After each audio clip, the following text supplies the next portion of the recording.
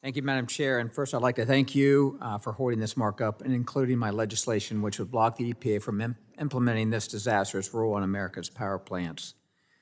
Despite widespread concerns from utilities, rural co-ops, power providers, grid operators, labor unions, and manufacturers, the EPA published final rules on May 9, 2024, that place an unachievable mandate on existing coal-fired and new natural gas power plants.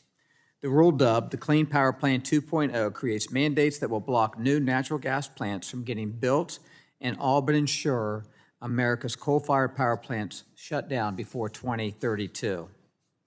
Right now, our country is facing an unprecedented increase in demand for electricity, largely due to new data centers, manufacturing facilities, and the Biden-Harris administration's efforts to force electrification across the board.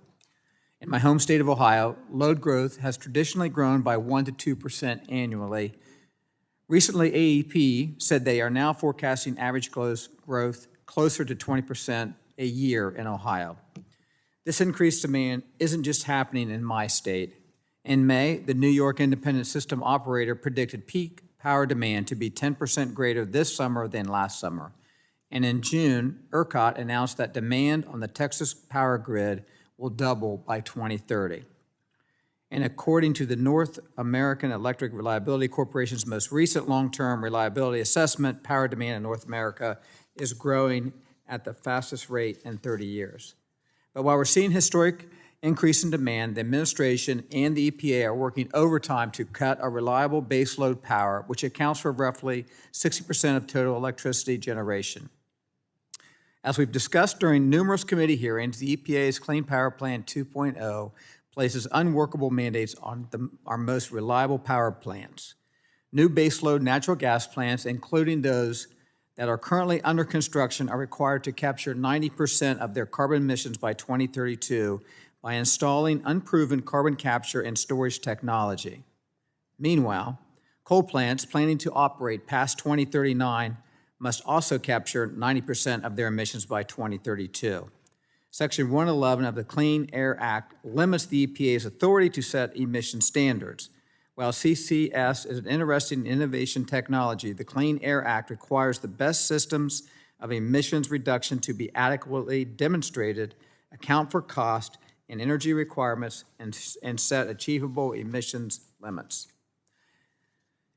It's laughable to say the rules requirements have been adequately demonstrated. In fact, there is only one fossil fuel fire plant in the entire country that approached meeting the 90% CCS system that the rule mandates, and that was only one of the 4 plants generating units. And for a plant that's looking to implement this technology within 8 years as required, I say good luck. Just getting CCS and CO2 pipelines permitted, sited, and constructed will take well over a decade, as we've seen with Project Tundra in North Dakota. But you don't have to take my word for it. Last week, MISO, PJM, SPP, and ERCOT filed an amicus brief opposing the EPA's power plant rule in the DC Circuit. In this brief, the grid operators noted the rule's compliance timelines are not workable and will trigger premature retirements of generating units that provide critical reliability. They continue, and I quote, "Such inevitable and foreseeable premature retirement decisions resulting from the rule's timelines will substantially strain each of the joint ISO's and RTO's ability to maintain the reliability of the electric power grid." I'd like to remind my colleagues, these are the nonpartisan operators responsible for maintaining and enhancing our grid reliability for 30 states and the District of Columbia. Together, they will ensure the lights turn on for over 100 million businesses and residents across the country. Madam Chair, I seek permission to enter this amicus brief into the record.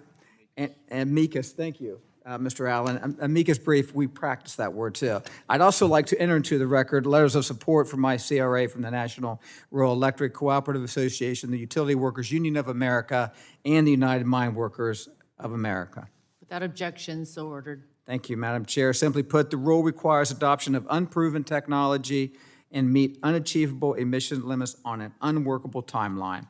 The final rules will be jeopardize reliability and result in more brownouts and blackouts, higher costs, and greater uncertainty for the American families and business. While renewables can and will continue to play an important role in our energy mix, their weather-dependent nature means have reliable. Thank you, Madam Chair. I yield back.